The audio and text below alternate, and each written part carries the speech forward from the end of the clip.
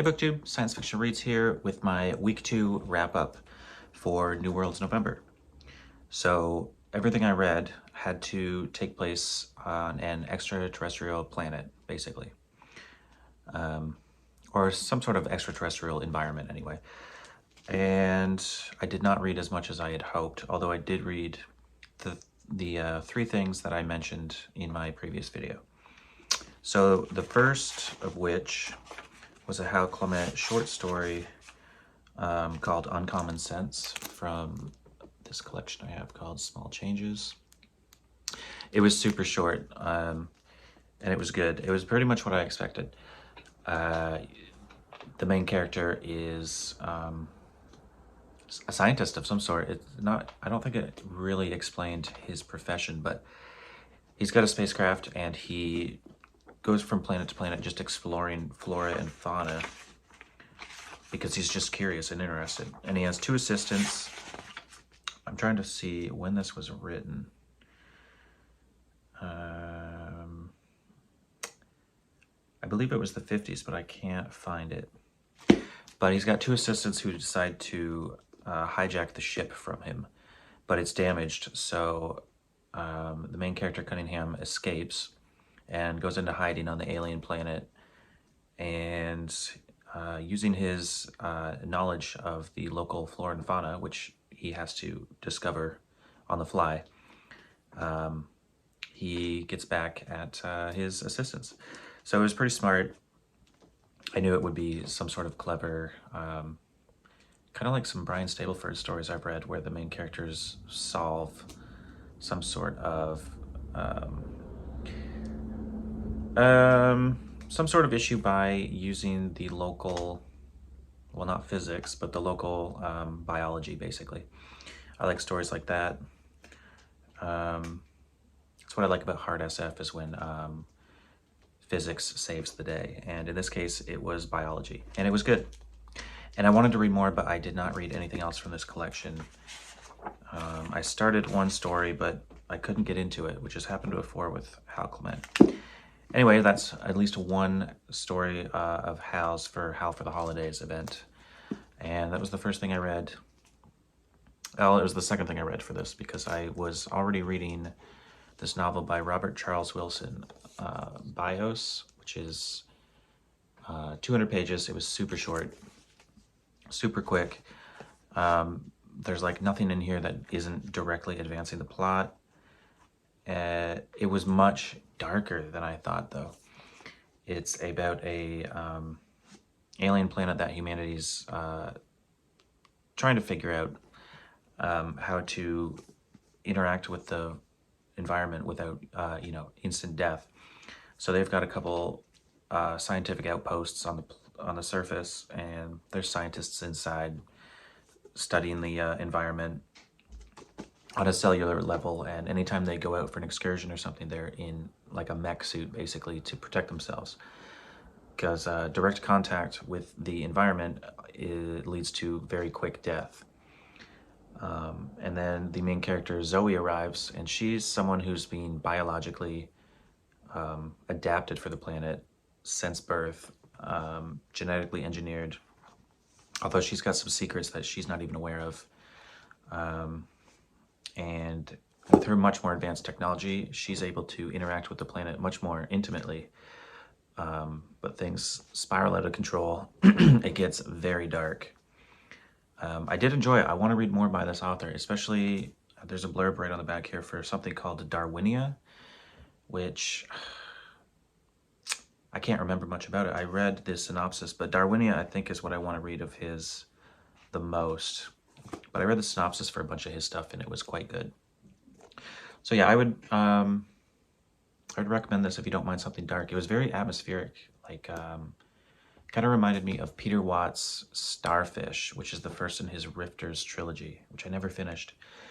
But in that, you have people at the bottom of the ocean in a small, cramped habitat, and it's just another case of one wrong move and you're all dead. And it was very dark and atmospheric and claustrophobic, and it felt like I had those feelings in this, both on the space station orbiting the planet and on the planet itself. whether they were in environment suits or in their little research outposts. It was very atmospheric and just claustrophobic, and it was good. And then the other thing I read, which I liked the most, was the short story, which is actually pictured here on the cover by Murray Leinster, Exploration Team. This is my favorite Murray Leinster story I've read so far, for sure. I've only read 4 or 5. And it's the 1956 Hugo winner. And I won't give much away, but it involves a character named Higgins, who's on a planet that he should not be on with his only allies or crew are 4 genetically engineered bears. They're intelligent, but they don't speak or anything, but they're smart, and they can interact and get along with a human. And he has a hawk or an eagle that he uses when he's out on the surface of the planet. It's a very dangerous environment. There's these creatures basically like, I couldn't not see them as velociraptors because of the art on the back. I don't think they were really described as looking like that, but that's basically how I pictured them because I was influenced by the art. But Higgins, with his weapons and the bears, fights these off anytime they're outside of his little outpost. And we don't really know what he's doing there aside from struggling to survive. And the hawk actually has a camera attached to it, and he uses it like a drone, and he looks at a little screen, a handheld screen. So it's a really neat early idea of using a drone in warfare or surveillance.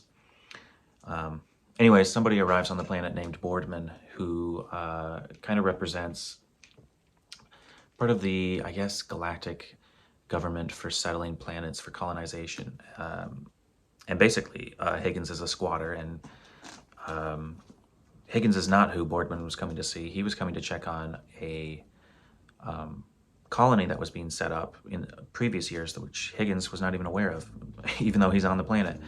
And the two of them, and the bears and the hawk, decide to go to that colony to see if they're thriving or not. And basically what it boils down to is humanity's dependence on automation, robots, as they say. It's very Isaac Asimov, where they talk about robots. But it was really good, and I look forward to reading more. I was desperately hoping there was more Higgins stories, but I looked online. I don't think he wrote anything more with Higgins and his bears, but that would have been great. But it was a great like exploration story, a trek across a planet. Really good. So for week 3, the prompt is read something like classic science fiction pre-65. And I think I was going to read some sort of classic novel, but because I don't read much short fiction until, well, sporadically. But this event has really got me reading shorter fiction, because that's the whole point. I think I'm going to stick with some Murray Leinster stories because I'm enjoying him so much. His later stuff more than the older stuff. So I might try to find more stories from the 50s in this collection. But also, I'm going to read some from this A.E. Van Vo collection. Transfinite, which I got recently. They're both Nesfa Press editions. And the only thing I've read from here so far is Black Destroyer, which was really good and is also what's illustrated on the front. And that story was from, what, 36? And it was great. It would have qualified for the Extra-Terrestrial prompt for week 2. Anyways, I did not read as much as I had planned for week 2. For week 3, I hope to read just a bunch out of these 2. Because these authors were both primarily working certainly before 65, so especially Leinster. So I look forward to getting back to you guys a week from now with some reviews of what I read and whatever I plan to read for week 4, which is like AI and robotics, I believe. And I have a couple plans for that, but still undecided mostly for what I'm going to read. So I will see you then.